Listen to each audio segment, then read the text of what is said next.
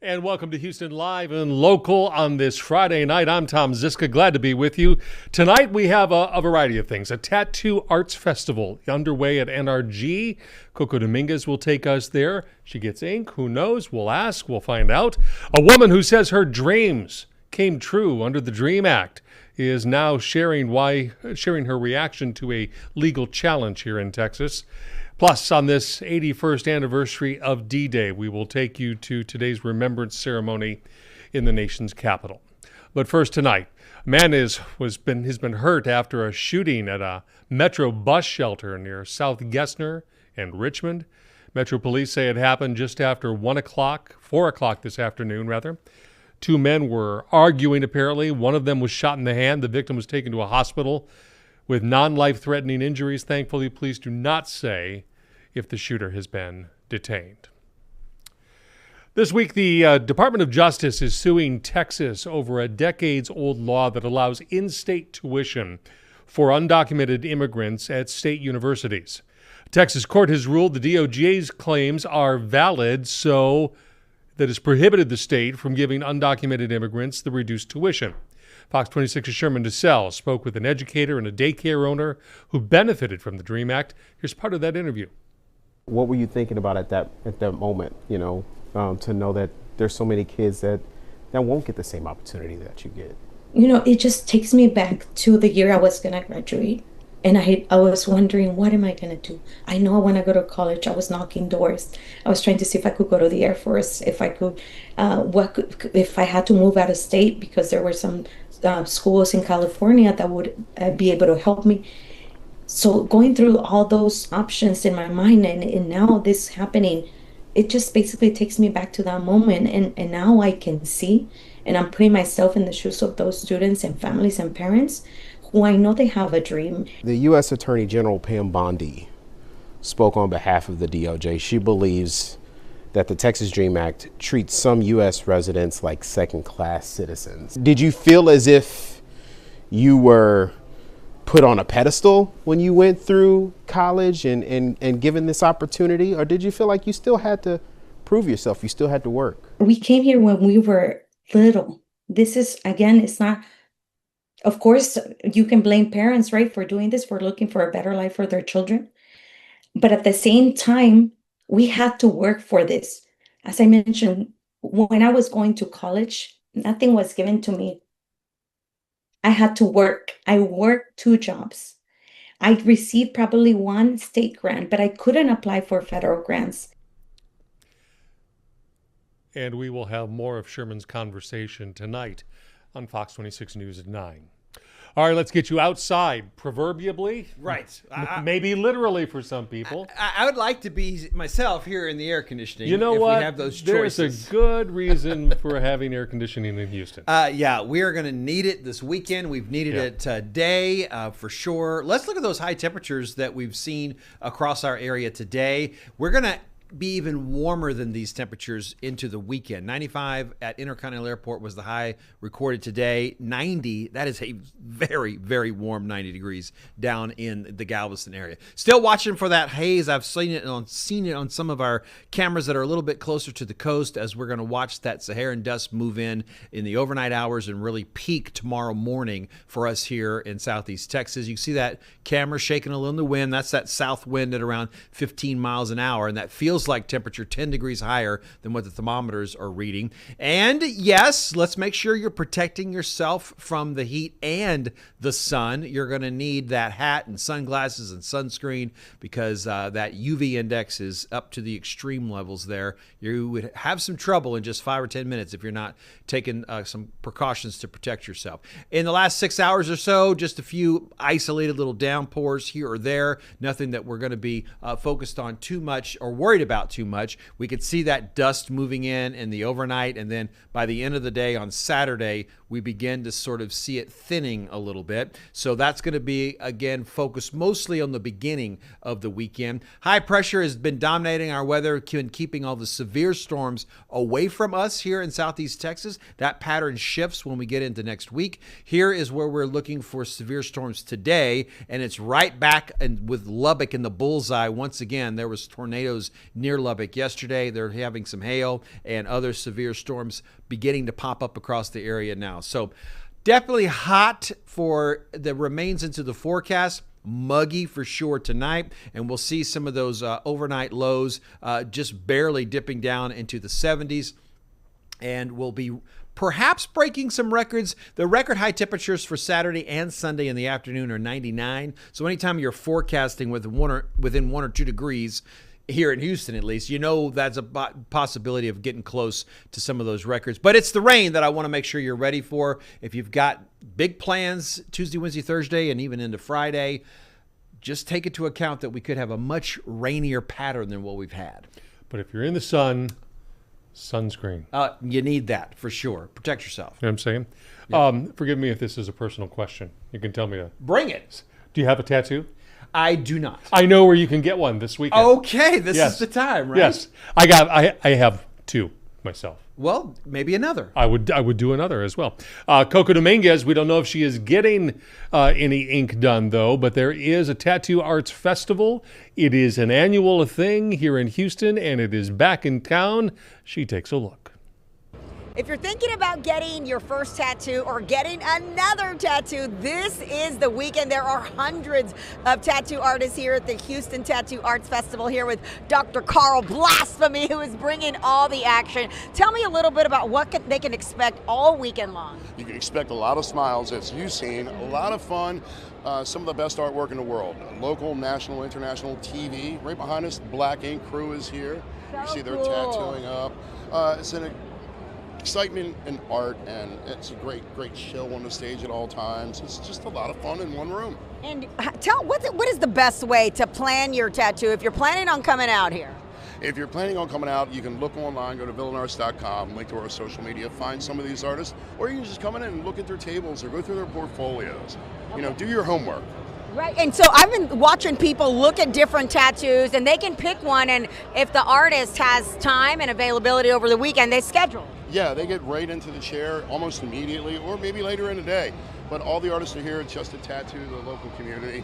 And we got some of the great vendors with artwork and jewelry. Yeah, look at these over here. Look at this, guys. This is just a little bit. There are so many vendors. There are rocks and jewelry and merch. You guys have merch out here as well. So $20 a day or $40 for the weekend. That's correct. And, you know, you're losing money if you don't come out with that weekend pass. Oh, yeah, because you're going to want to come back. All right, let's stop right here and talk to somebody. Nora, how are you? I came by earlier. What are you getting done?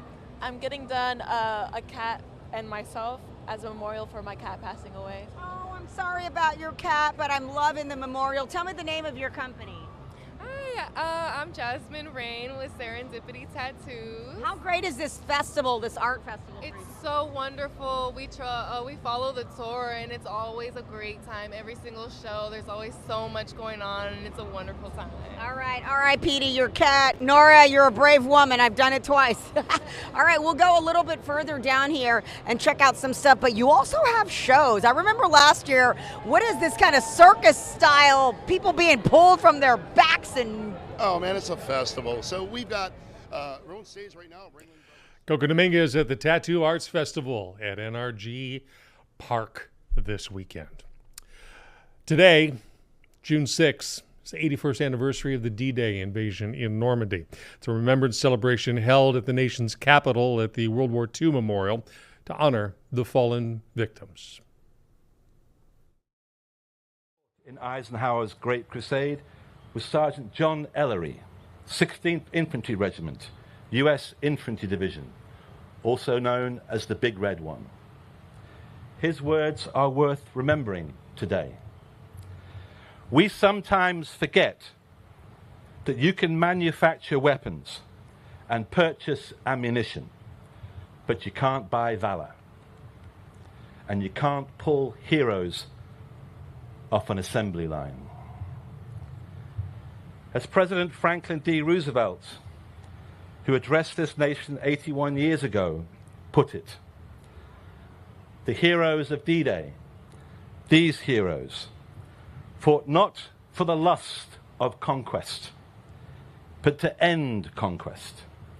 They fought to liberate. Courage, honor, decency, civilization, democracy, all today prevailed. Today and every 6th of June, until the end of time, we should give thanks. And we should vow to protect that greatest of treasures, bought with the blood of so many heroes from the allied nations, our freedom. Thank you very much.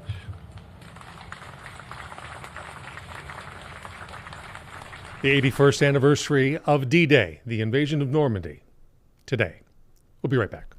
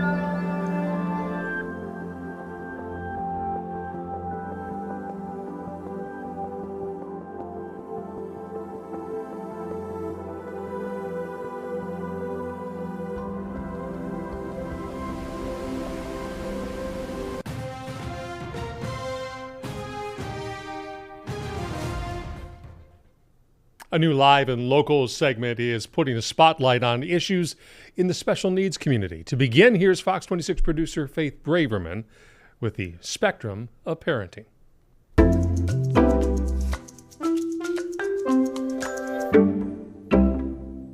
Hello, everybody. Welcome to the Spectrum of Parenting, where we talk about all the issues in the special needs community. My name's Faith Braverman. I'm an associate producer here at Fox 26, and I'm also a special needs parent. And today we are launching our very first segment. I am so excited. I have my old friend, the Hanley family here, all my old friends. We have Carrie Hanley, Caitlin Hanley, and Boyd Hanley. Welcome. Thank you. Thank you. We are just so excited for you guys that you finally got this over the finish line. I know you've been working for this for 2 sessions now. And how do you guys feel now that you've gotten it this far? It's indescribable. It's amazing. It's incredible. I love having my name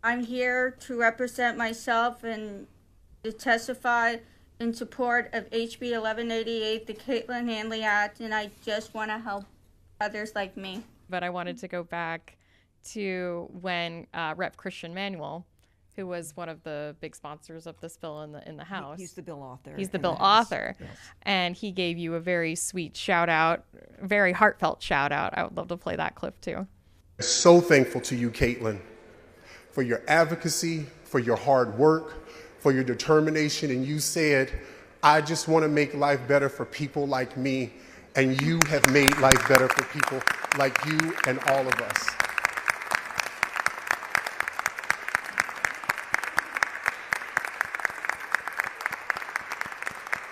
I love how you blew in kisses. That's so great.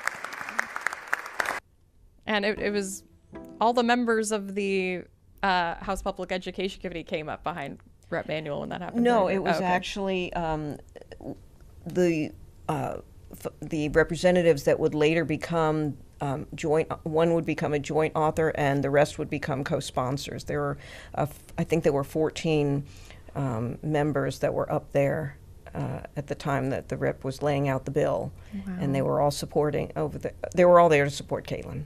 Oh, that's amazing. And you just kept gaining supporters and co-sponsors as this bill progressed. So once it finally reached the Senate, it had 13 co-sponsors, or?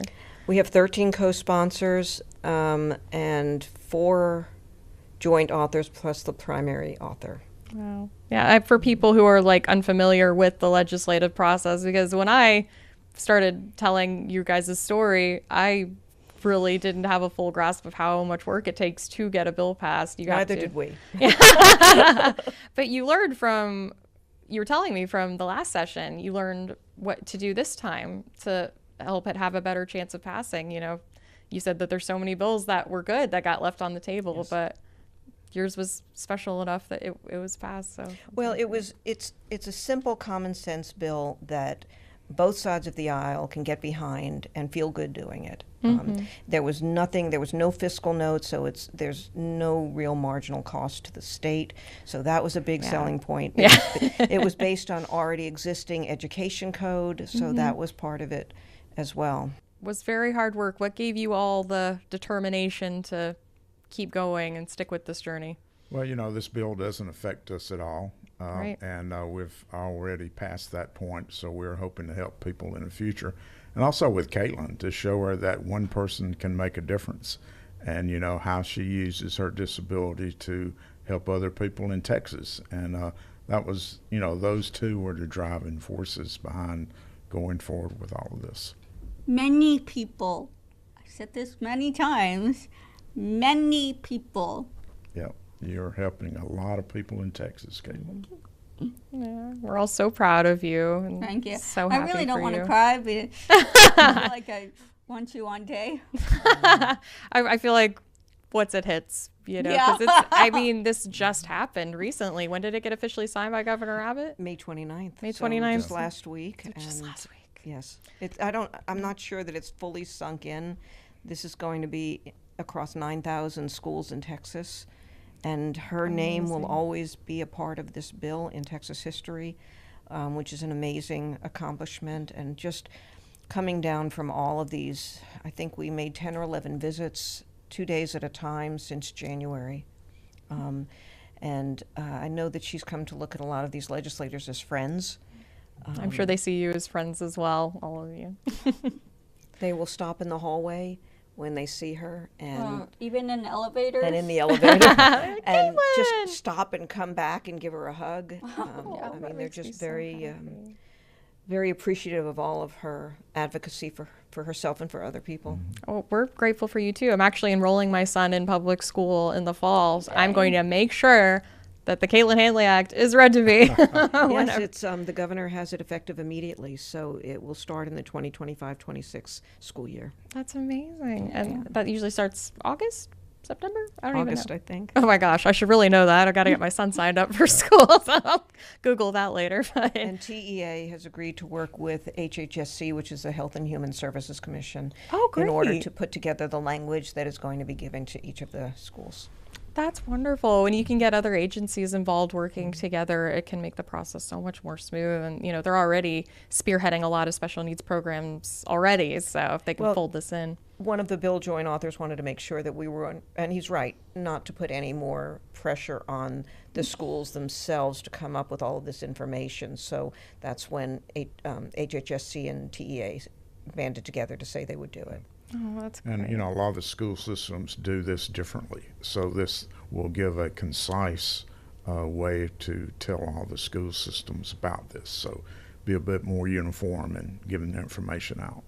Good. Yeah, they're all about making things easier. When you're a special needs parent, it can be so overwhelming. So making this as easy as possible to understand for everyone, I think, is key and helped get the bill passed. And we were just so excited and happy for you all. Thank you for all your hard work. And I think we'll go ahead and say goodbye unless there's anything else you guys want to add. Well, I just wanted to mention that the local IDD authorities are county-based. There are 39 of them in the state of Texas. And to find out what services and supports you can get for your child that has a disability, look up the local intellectual and developmental disability for your county. In Harris County, it's the Harris Center. In Fort Bend County, it's Texana Center. And then there are several others in the surrounding counties. So they can guide you to the best way that they can so that your child can have the best start. Oh, great. Yeah, and they can also look out for you guys at school resource fairs once the school year starts up again. That's right. And if you guys have any questions, you can reach out to the Handleys directly. What's your website again? The HandleyLawOffice.com. HandleyLawOffice.com. All right. Well, thank you so much for joining us for the Spectrum of Parenting. We are going to make this a regular segment Thursdays at 2:30 p.m. on Houston Live and Local. Really hope you guys tune in. And if you have a special needs issue that you want to spotlight, email me at faith.braverman@fox26.com. Have a great day.